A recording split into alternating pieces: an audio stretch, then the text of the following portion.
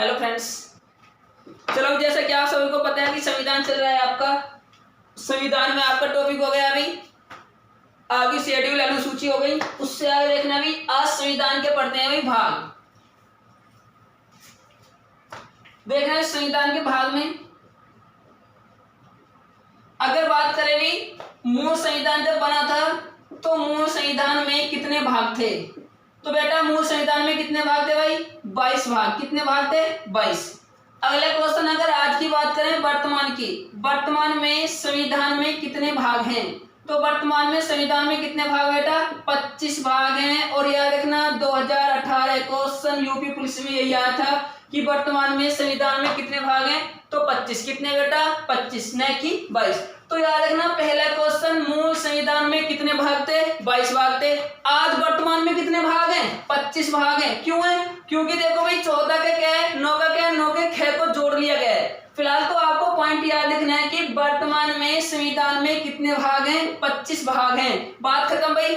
मूल संविधान में कितने भाग थे? 22 भाग थे। मूल संविधान में कितनी अनुसूची? 8 अनुसूची। और वर्तमान में कितनी है? 12 अनुसूची। मूल संविधान में कितनी भाषाएं थी? 14 भाषाएं थी। आज कितनी भाषाएं? 22 भाषाएं। मैं पीछे बता चुका हूं भी कैसे भाषा बढ़ी है, कैसे आपकी अनुसूची बढ़ी है। और मूल संविधान में कितने भाग? 22 भाग। आज वर्तमान में कितने भाग? 25 भाग। उससे आगे देखना भी अगर मैं बात करूं भाग 1 संविधान का भाग 1, देखो तो भाग 1 आपका, भाग 1 में क्या है? भारत राज्यों का संघ है। भारत राज्यों का संघ। भाई भाग 1 में क्या दिया गया है? भारत राज्यों का संघ है। और इसमें आर्टिकल अनुच्छेद कहां से कहां तक पढ़ना है? अनुच्छेद आर्टिकल पढ़ना है 1 से 4। आर्टिकल 1 से 4। तो याद रखना बेटा पहला क्वेश्चन ये अच्छा है कि भाग 1 में क्या है? भारत राज्यों का संघ है। आर्टिकल कहां से कहां तक? 1 से 4 तक। अब देखो भाई मैं बात करूं भाग 1 में अनुच्छेद 1 की आर्टिकल 1। आर्टिकल 1 में अनुच्छेद 1 में क्या दिया गया है? तो आर्टिकल 1 में क्या है? भारत राज्यों का संघ है। आर्टिकल 1 में क्या है? भारत राज्यों का संघ है। बात खत्म। भाग 1 में क्या है? भारत राज्यों का संघ है। बात खत्म। और देखना भी अनुसूची 1 में क्या है? भारत राज्यों का संघ है। तो ये पॉइंट याद रखना भी आर्टिकल अनुच्छेद 1 में क्या है? भारत किसका संघ है? राज्यों का संघ है। अब मैं बात करूं आर्टिकल 2 अनुच्छेद 2। अनुच्छेद 2 में क्या है बेटा? अनुच्छेद 2 में दिया गया है कि भारत में जितने भी नए राज्यों का निर्माण होगा और उनका प्रवेश भारत में आर्टिकल 2 के अनुसार होगा। अर्थात क्या बोल सकते हो? भारत में नए राज्यों का निर्माण वह उनका भारत में प्रवेश। तो याद रखना भी आर्टिकल 2 में क्या है? भारत में नए राज्यों का निर्माण हो रहा है और उनका प्रवेश हो रहा है भारत में। और याद रखना भी कतई जहर क्वेश्चन है, बहुत इंपॉर्टेंट है भाई, बहुत ही अच्छा क्वेश्चन है। आर्टिकल 2 के तहत ही भारत में सिक्किम राज्य को विलय किया गया था। तो ये क्वेश्चन याद रखना है भाई। टॉपिक की जान है सिक्किम राज्य को किस आर्टिकल के तहत भारत में मिलाया गया? किस आर्टिकल के तहत भारत में विलय किया गया? आर्टिकल 2 के तहत। आर्टिकल 2 में क्या है? भारत में नए राज्यों की स्थापना और या उनका निर्माण या उनका भारत में प्रवेश। मैं बात करूं भाई आर्टिकल 3 की, अनुच्छेद 3। आर्टिकल 3 में क्या है? भारत में नए राज्यों के सीमा व क्षेत्र व उनके क्षेत्र में परिवर्तन तथा नाम में परिवर्तन। तो देखना भी आर्टिकल 3 में क्या है? भारत में जो नए राज्यों का निर्माण होगा उनके सीमा क्षेत्र में परिवर्तन कर सकते हो, उनके नाम में परिवर्तन कर सकते हो आर्टिकल 3 के अनुसार। और याद रखना भी बहुत ही अच्छा क्वेश्चन है, कर रही क्रीम सा देखना बिल्कुल फोटो का फोटो। तो देखना भी आर्टिकल 3 के अनुसार ही भारत में तेलंगाना राज्य का विलय किया गया था। तो ये क्वेश्चन याद रखना है भाई किस आर्टिकल के तहत भारत में तेलंगाना को मिलाया गया? आर्टिकल 3 के अनुसार। किस आर्टिकल के तहत भारत में सिक्किम को विलय किया गया? आर्टिकल 2 के अनुसार। आर्टिकल 2 में क्या? भारत में नए राज्यों का निर्माण, भारत में नए राज्यों का प्रवेश, भारत में नए राज्यों की स्थापना। बात खत्म। आर्टिकल 3 में क्या है? भारत में जो नए राज्यों का निर्माण होगा उनके सीमा सीमा क्षेत्र में परिवर्तन कर सकते हो, नाम में परिवर्तन कर सकते हो। आर्टिकल 3 के अनुसार ही भारत में तेलंगाना राज्य को मिलाया गया था। मैं बात करूंगी आर्टिकल 4 की, अनुच्छेद 4। तो आर्टिकल 4 में क्या बेटा, आर्टिकल 4 में कि जितने भी भारत में, एक तो आर्टिकल 2 और आर्टिकल 3, इनके अनुसार जो न्याय होगा भाई राज्यों का, इनके अनुसार जो राज्यों का न्याय होगा उन्हें सुप्रीम कोर्ट से, सर्वोच्च न्यायालय से हमेशा बाहर रखा जाएगा। कभी भी सर्वोच्च न्यायालय में इन्हें बाध्य नहीं किया जाएगा। तो आर्टिकल 4 में क्या बताना है, आर्टिकल 2 आर्टिकल 3 के अनुसार जो भी न्याय होगा उन्हें सर्वोच्च न्यायालय से हमेशा बाहर रखा जाएगा। तो याद रखना भाई, छोटा सा पॉइंट है, क्या है, भाग 1। भाग 1 में क्या है, भारत राज्यों का संज्ञा, बात खत्म होगी। भाग 1 में आर्टिकल कहां से कहां तक है, 1 से 4। भाग 1 में अगर बात करें आर्टिकल 1 क्या है, भारत राज्यों का संघ है। दूसरी बात है आर्टिकल 2, भारत में नए राज्यों की स्थापना होनी है, निर्माण होना है, उनका प्रवेश है। आर्टिकल 2 के अनुसार भारत में किस राज्य को मिलाया गया, सिक्किम को। आर्टिकल 3 में क्या है, नए राज्यों की स्थापना है, उनका जो सीमा क्षेत्र होगा, उनका जो नाम होगा उसमें परिवर्तन कर सकते हैं आर्टिकल 3 के अनुसार। और किसे मिलाया गया था इसके अनुसार, तेलंगाना को। आर्टिकल 4 में क्या है, आर्टिकल 2 और आर्टिकल 3 के अनुसार जो भी निर्मित राज्य होंगे भारत में उन्हें सर्वोच्च न्यायालय से बाहर रखा जाएगा। इतना सबको समझ में आ गया होगा। आगे देखना भी, इससे आगे बात करें अगर, तो ये तो आप देखो आर्टिकल की बात थी। भाग 1 आर्टिकल 1 से 4, अनुच्छेद 1 से 4 हो गए आपके। अगर मैं भाग 1 में टॉपिक पढ़ाया जाएगा भी आपको देसी रियासत, देसी रियासत। बेटा पढ़ते रहो, मेरी गारंटी है भाई क्लास में याद करा दिया जाएगा आपको, ठीक है। तो देखना भी देसी रियासत में, अगर मैं देसी रियासत बोलूं क्या होती है, तो देखो जब भारत आजाद हुआ था तो आजादी के समय भारत में कुल 562 देसी रियासत थी। कितनी थी बेटा, 562 देसी रियासत थी। और याद रखना भी इन 562 देसी रियासतों को एक ऑफर दिया गया था। क्या दिया गया था, ऑफर दिया गया था कि ये देसी रियासत या तो पाकिस्तान चली जाएं, कहां पर चली जाएं, पाकिस्तान चली जाएं, या ये भारत में अपना विलय कर दें, या तो पाकिस्तान में विलय कर दो या भारत में विलय कर दो, या तीसरा पॉइंट ये था कि अपना अलग देश बना लो, या अपना अलग देश बना लो। तो देखना भाई आजादी के समय भारत में कुल कितनी देशी रियासत, 562 देशी रियासत थी। इन्हें क्या बोला गया था, एक ऑफर दिया गया कि या तो पाकिस्तान में अपनी इच्छा से विलय कर दो, पाकिस्तान चले जाओ, या भारत में अपनी इच्छा से विलय कर दो, भारत आ जाओ, या अपना अलग एक देश बना लो। अब क्या करा भाई, 562 में से 559 ऐसी देशी रियासत थी जिन्होंने भारत में विलय कर दिया। कहां पर मिल गई बेटा, भारत में आ गई। तो याद रखना भी 562 देशी रियासत में से कितनी देशी रियासत भारत में मिल गए, जब भारत में विलय कर दिया 559 ने, और कितनी बची हुई, 3 देशी रियासत बची। कितनी बची बेटा, 3 देशी रियासत। अब ये जो 3 देशी रियासत बची हुई आपकी, इन 3 देशी रियासतों ने क्या करा था, इन तीनों देशी रियासतों को भारत में मिलाया गया था जबरदस्ती से। अब कैसे मिलाया गया, एक तो बची थी भी आपकी हैदराबाद, कौन सी थी बेटा, हैदराबाद देशी रियासत, हैदराबाद देशी रियासत। और दूसरी थी बेटा आपकी जूनागढ़, जूनागढ़ देशी रियासत। और तीसरी थी आपकी बेटा जम्मू कश्मीर देशी रियासत। तो याद रखना भी कितनी देशी रियासत थी जिन्होंने स्वेच्छा से भारत में विलय नहीं किया, तो 3 देशी रियासत। पहली कौन सी, हैदराबाद देशी रियासत, और दूसरी जूनागढ़ देशी रियासत, और तीसरी जम्मू कश्मीर देशी रियासत। अब क्वेश्चन आता है कि हैदराबाद देशी रियासत को भारत में किस टाइप से विलय किया गया, तो याद रखना भी पुलिस ऑपरेशन के द्वारा। किसके द्वारा बेटा, पुलिस ऑपरेशन के द्वारा या पुलिस कार्रवाई के द्वारा हैदराबाद देशी रियासत को भारत में विलय किया गया। तो ये क्वेश्चन याद रखना भाई, हैदराबाद देशी रियासत को भारत में किस टाइप से मिलाया गया, किस टाइप से विलय किया गया, तो पुलिस कार्रवाई के द्वारा। अब बात करें जूनागढ़ देशी रियासत की, जूनागढ़ देशी रियासत को भारत में कैसे मिलाया गया, किस टाइप से विलय कराया गया, तो याद रखना बेटा जनमत संग्रह के आधार पर, जनमत संग्रह के आधार पर। किसके आधार पर बेटा, जनमत संग्रह के आधार पर। अब क्वेश्चन है कि जनमत क्या होता है, हाथ उठाना। क्या होता है भाई, हाथ उठाना। तो याद रखना भाई जूनागढ़ देशी रियासत कैसे मिलाएगी भारत में, जनमत संग्रह के रियासत, तो जम्मू कश्मीर देशी रियासत को कैसे मिलाया गया? संधि विलय पत्र पर। किस पर बेटा? संधि विलय पत्र पर हस्ताक्षर करके। क्या करके बेटा? हस्ताक्षर करके। तो याद रखना भाई, जम्मू कश्मीर देशी रियासत भारत में किस टाइप से विलय की गई थी? संधि विलय पत्र पर हस्ताक्षर करके। उस समय जम्मू कश्मीर के राजा हरि सिंह थे।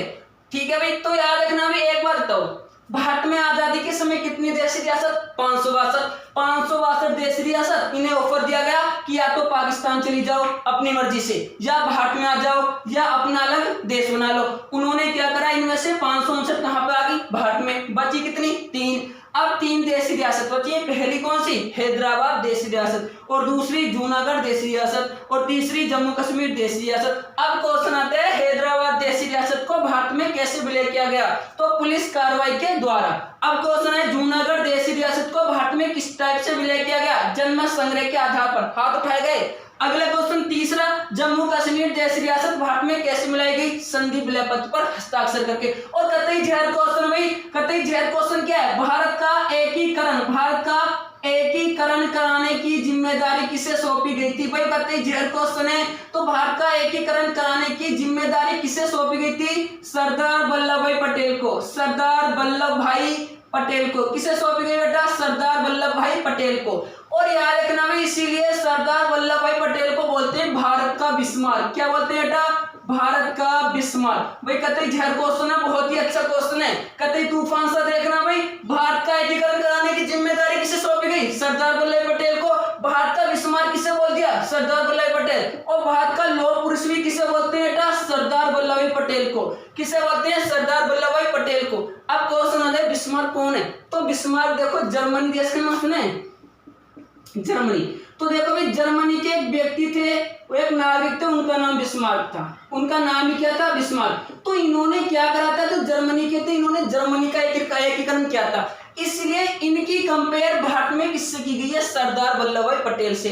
इसीलिए भारत का बिस्मार्क किसे बोलते हैं? सरदार वल्लभ भाई पटेल को। भारत का लौह पुरुष सरदार वल्लभ भाई पटेल। और सरदार वल्लभ भाई पटेल की जो कंपेयर की गई है वो इनसे की गई है। इसीलिए विश्व का लौह पुरुष किसे बोलते हैं?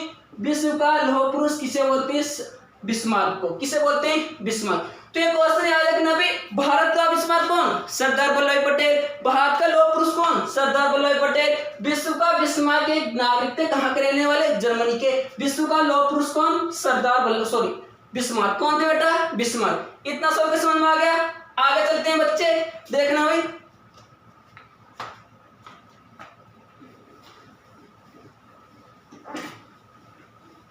अगर इससे आगे बात करें भाई,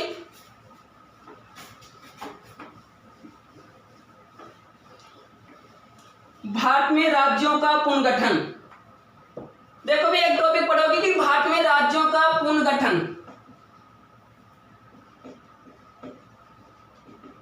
और भारत में राज्यों का पुनर्गठन में भी पहला टॉपिक पढ़ना है भी धर आयोग। धर आयोग कौन सा आयोग बेटा? धर आयोग। भाई ये राज्यों का गठन करेगा। धर आयोग क्या है? धर आयोग ने देखो भाई अपने निर्णय में बोला था कि भारत में तो राज्यों का गठन होना चाहिए या तो भाषा के आधार पर होना चाहिए या प्रशासनिक सुविधा के आधार पर। प्रशासनिक सुविधा क्या होती है? जिसे बोलते हैं कानून के आधार पर। तो देखना भी, तो धर आयोग का इसकी स्थापना 1948 में होगी। कब होगी बेटा? 1948। और 1948 में जब इसकी स्थापना हुई तो इसकी स्थापना की डॉक्टर राजेंद्र प्रसाद ने। किसने की? डॉक्टर राजेंद्र प्रसाद ने। उस समय इलाहाबाद हाई कोर्ट के मुख्य न्यायाधीश थे एस के धर। कौन थे बेटा? एस के धर, जिनकी अध्यक्षता में धर आयोग का गठन हुआ था। बात समझ में आई? नहीं देखना भाई, जो धर आयोग है, धर आयोग की अगर मैं स्थापना की बात करूं बेटा, तो धर आयोग की स्थापना हुई 1948 में। बात खत्म। 1948 में किसके द्वारा की गई थी? डॉक्टर राजेंद्र प्रसाद के द्वारा। किसके द्वारा की गई बेटा? डॉक्टर राजेंद्र प्रसाद के द्वारा। अगला क्वेश्चन है, किसके नेतृत्व में की गई थी? तो उस समय इलाहाबाद हाई कोर्ट के जो मुख्य न्यायाधीश थे, हाई कोर्ट के जो मुख्य न्यायाधीश थे वो के एस के धर। कौन थे बेटा? एस के धर। तो इनके नेतृत्व में धर आयोग का गठन हुआ था। पहला क्वेश्चन में धर आयोग की स्थापना कब हुई? 1948। बात खत्म। किसके नेतृत्व में की गई थी? एस के धर के नेतृत्व में। उस समय कहाँ के मुख्य न्यायाधीश थे? इलाहाबाद हाईकोर्ट के मुख्य न्यायाधीश।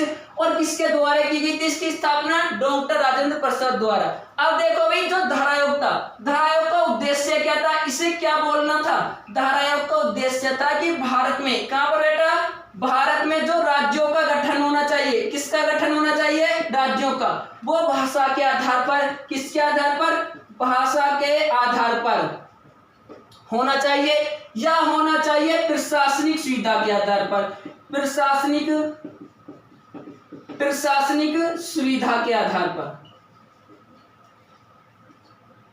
तो याद रखना भाई, धारा आयोग का प्रमुख उद्देश्य क्या था? इसने इसे बोलना था भाई, इसे अपनी समीक्षा करनी थी कि भारत में राज्यों का गठन होना चाहिए, या तो प्रशासनिक सुविधा के आधार पर होना चाहिए या भाषा के आधार पर होना चाहिए। तो धारा आयोग ने अपने उद्देश्य में क्या बोला? इन्होंने अपने उद्देश्य में बोला कि भारत में जो राज्य बनने चाहिए, भारत में जो राज्यों का गठन होना चाहिए, वो प्रशासनिक सुविधा के आधार पर, किसके आधार पर बेटा?